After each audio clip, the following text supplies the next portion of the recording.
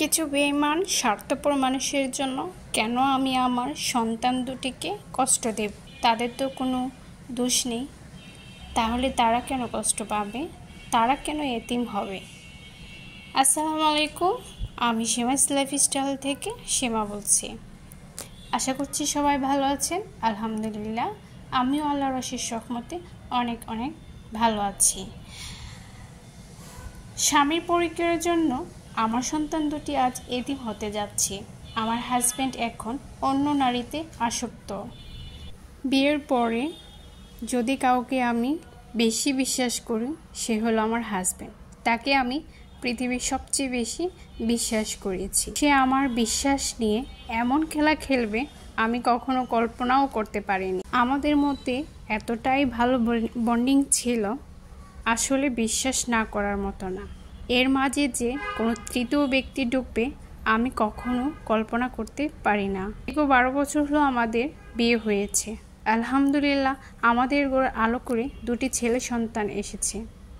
দুটো ছেলেকে মাদ্রাসায় পড়াই। এত বছর আমাদের মধ্যে কোনো ঝামেলা বা মনোমালিন্য হয়নি। দুজনের মনের মেল ছিল অনেক। আমি তাকে কখনো অবিশ্বাস করিনি, সেও আমাকে কখনো অবিশ্বাস করেনি। আমাদের মধ্যে কোনো কিছুর অভাব ছিল না। ওই যে একটা কথাই আছে না, পুরুষ কখনো এক নারীতে আসক্ত থাকতে পারে না। তার মাঝে যে এক নতুন রমণী এসেছে, সেটা আমি কখনোই কল্পনাও করতে পারি না। ইদানিং সে আমার সাথে মিসবিহেভ করে, কথায় কথায় রাগ করে। আমার সব কিছু এখন তার কাছে বিরক্ত মনে হয়। আমি ভাবতাম হয়তো অফিসের কাজে বেশি চাপ থাকায় সে আমার সাথে এরকম করে, আস্তে আস্তে সব ঠিক হয়ে যাবে। কিন্তু না, সেটা আস্তে আস্তে বাড়তে থাকে। কিন্তু তবুও 1 মিনিটের জন্য আমার মাথায় আসেনি তার জীবনে অন্য কোনো রমণী এসেছে। আসলে আমিই বোকা, কারণ বড্ড ভালোবাসতাম তাকে এবং বিশ্বাসও করতাম। আগে যখন তার কাছে ছোট ছোট আবদার করতাম, তখন সে হাসি মুখে পূরণ। কিন্তু এখন আমার এইসব ছোট ছোট বায়নাগুলো, আবদারগুলো তার কাছে আদিক্ষেতাম। তবুও আমি তার এই ব্যবহারগুলো তার কাজের চাপের প্রেশারের কারণে হয়তো এরকম এইটাই ভেবে নিয়েছিলাম। একদিন আমার চাচাতো দেবর আমাকে বলল, ভাবি, তোমার সাথে কিছু আমার কথা আছে, যদি এখন না বলি তাহলে অনেক দেরি হয়ে যাবে। বললাম, কি হলো ভাই, কি এমন কথা যা না বললে আমার ক্ষতি হয়ে যাবে? আমি বললাম, ঠিক আছে ভাই, বলো কি বলবে। সে আমাকে বলল, ভাইয়াকে আমি অনেক দিন দেখেছি একটা পার্কে একটা মেয়েকে নিয়ে প্রায় সময় দেখা করে, প্রায় ওরা অনেক সময় কাটায়। তুমি ভাইয়াকে কতটুকু বিশ্বাস করো? আমি বললাম, অনেকটাই বিশ্বাস করি। সে বলল যে, ভাবি, তুমি একটু ভাইয়াকে চোখে চোখে রেখো আর একটু সাবধান হও। আমি তার কথাগুলো শুনে কিছুটা অবাক হলাম। ভাবলাম যে কি বলছে ও। আমার মনে একটু সন্দেহ সন্দেহ আসছে, কারণ সে আমার সাথে ইদানিং ভালো ব্যবহার করে না, আমার সাথে ভালো করে কথা বলে না।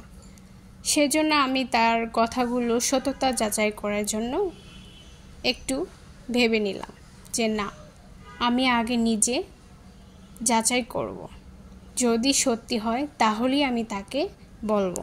মনে মনে আল্লাহর কাছে প্রার্থনা করতেছি, হে আল্লাহ, আমি যে কথাগুলো শুনেছি সেগুলো যেন মিথ্যে হয়।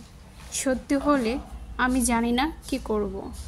কিন্তু সে দিনে দিনে আমার সাথে এতটাই মিসবিহেভ করছে, কেন জানি আমি তাকে আর বিশ্বাস করতে পারছি না। সেজন্য একদিন সিদ্ধান্ত নিলাম তাকে আমি হাতে নাতে ধরব। আমি তাকে কিছুই বলিনি এ ব্যাপারে, শুধু সুযোগের অপেক্ষায় ছিলাম। একদিন শুক্রবার, তার ছুটির দিন, আমি তাকে বলেছিলাম, চলো আমরা কোথাও ঘুরতে যাই। সে আমাকে বলল, আমার অফিসের কাজের জন্য আমাকে এক জায়গায় যেতে হবে, তাই আজ যেতে পারবো না। আমি বললাম, শুক্রবারও অফিস থাকে, সে বলল যে জরুরি একটা কাজ আছে, সেজন্য অফিসের বস আমাকে শুক্রবারও এই কাজটা করতে বলেছে। তাই আমি আর কিছুই বললাম না। বললাম ঠিক আছে। আমার কেন জানি সন্দেহ হচ্ছে যে আজ সে কোথাও যাবে, সেজন্য আমাকে মিথ্যে বলেছে। কারণ শুক্রবারে কখনো তাকে আমি আমার বিবাহর লাইফে দেখিনি সে শুক্রবারে কোথাও অফিসের কাজে যেতে। যাই হোক, তারপর আমি ঠান্ডা মাথায় সব কিছু মেনে নিলাম। আমার হাজব্যান্ড বিকেলে সুন্দর করে পরিপাটি হয়ে স্মার্ট হয়ে সেজেগুজে এসে আমাকে বলল আমি বের হলাম। আমার আসতে দেরি মনে মনে সিদ্ধান্ত নিলাম আমি তাকে ফলো করব। সেজন্য আমি তাড়াতাড়ি একটা বোরকা পরে তাকে ফলো করলাম। দেখলাম সে একটা পার্কে গেল, আমিও তার পিছু পিছু পার্কে গেলাম এবং আমি আড়ালে লুকিয়ে রইলাম। দেখলাম তার জন্য একটি মেয়ে অপেক্ষা করছে, আর তাকে দেখা মাত্রই ওই মেয়ে তাকে জড়িয়ে ধরে এবং বলে আসতে এত দেরি হলো কেন। দুজনে এক জায়গায় বসে খুব ক্লোজভাবে দুজনে কথা বলছে। আমি দেখে আমার এতটাই কষ্ট লাগছে, আমি নিজেকে সামলাতে না পেরে তাদের সামনে গেলাম। আমাকে দেখে আমার হাজব্যান্ড অবাক হয়ে যায়, বলি তুমি এখানে? আমি বললাম অবাক হওয়ার কিছু নেই, অবাক তো আমি হব। তোমার এটাই বুঝি অফিস? এটাই তোমার অফিসের বড় জরুরি কাজ? সে আমাকে নানা বাহানা দিচ্ছে যে দেখো তুমি যেটা ভাবছো সেটা না, ও আমার অফিসের কলিগ, তার সাথে আমার কিছু কথা আছে, সেজন্য ওকে সেটা বলতে আসছি। আমি বললাম অফিসের কলিগ, ঠিক আছে, তাহলে পার্কে কেন দেখা করবে? আর তুমি ওর সাথে এত ক্লোজই কেন মিশবে? ও কেন তোমাকে জড়িয়ে ধরবে? এগুলো বলতে বলতে আমি কাঁদতে শুরু করলাম, আর আমি আমার হাজব্যান্ডকে সজোরে মারতে রাখলাম। আসলে আমি আমার হাজব্যান্ডকে এই প্রথম তার গায়ে হাত তুললাম। নিজের রাগ কষ্ট সামলাতে না পেরে ওর দু গালে আমি দুটি থাপ্পড় দিয়েছিলাম, আর বললাম যে এরকম বিশ্বাসঘাতক লোক আমার জীবনে আমি আর চাই না, থাকো তুমি তোমার এই নতুন কলিগ নিয়ে। আমি মেয়েটাকে বললাম যে একটা মেয়ে হয়ে একটা মেয়ের জীবনটাকে নষ্ট করতে তোর লজ্জা লাগে না? আমি ওকে তুই তাই ভাষা বললাম, কারণ আমি নিজেকে সামলাতে পারছিলাম না। আর যাই হোক, নিজের প্রিয় মানুষটাকে কেউ কখনো অন্যের সাথে ভাগ করতে পারবে না। অন্য কারোর সাথে এরকম অবস্থায় থাকলে আমার মনে হয় না কোনো মেয়ে ঠিক থাকতে পারবে। আমি ওই মেয়েটাকে শুধু লাস্ট এটাই বলেছিলাম, তুমি কখনো সুখী হতে পারবে না।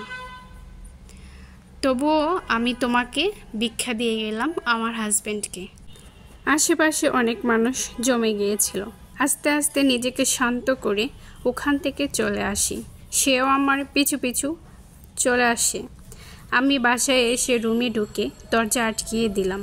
সে দরজা বাহির থেকে ডাকতে থাকে, আমি কোনোভাবে তার ডাকায় সাড়া দেইনি। সবচেয়ে আপন মানুষটা আমার সাথে এমন বিশ্বাসঘাতকতা করবে আমি ভাবতেও পারিনি। কিছুতেই মেনে নিতে পারছিলাম না।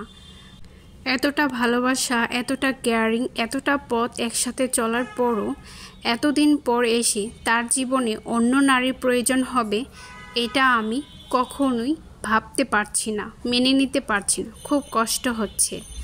মনে মনে সিদ্ধান্ত নিয়েছি পৃথিবীটা ত্যাগ করব, কিন্তু ভাবলাম আমি তো চলে যাব, সেও ওই নারীকে নিয়ে সুখী হবে, কিন্তু আমার এই দুটি ছেলে, অবুঝ ছেলে দুইটি, ওদের কি হবে? ওরা কোথায় যাবে? ওরা কোথায় ভালোবাসা পাবে? নিজের স্বার্থের মতো চলে যাব, ওদের এই কষ্ট কে দেখবে? মুহূর্তে আমার সিদ্ধান্ত আমি পাল্টিয়ে ফেললাম। ভাবলাম আজ থেকে আমি আমার ছেলে দুটোকে নিয়ে নতুন জীবন শুরু করব, যেখানে আমার প্রয়োজন ফুরিয়ে গিয়েছে, যেখানে আমার কোনো মূল্য নেই, সেখানে আমি কখনোই থাকতে পারবো না। অবহেলা কখনই আমি সহ্য করতে পারবো না। তাই আমার সন্তান দুটিকে নিয়ে বাপের বাড়ি চলে আসলাম। জানি না বাকিটা জীবন কিভাবে কাটাবো। যাই হোক, আপুটা যখন এই কথাগুলো শেয়ার করেছিল শুনে আমার খুব কষ্ট লেগেছিল।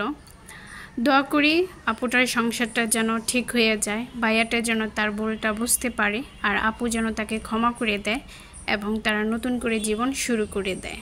কারণ আপুটা ভীষণ ভালোবাসে ভাইয়াটাকে, তাই কখনো আপু ভাইয়াকে ছাড়া থাকতে পারবে না। সবাই দোয়া করবেন তাদের সংসারটা যেন ঠিক হয়ে যায়। সবাই ভালো থাকবেন। আল্লাহ হাফিজ।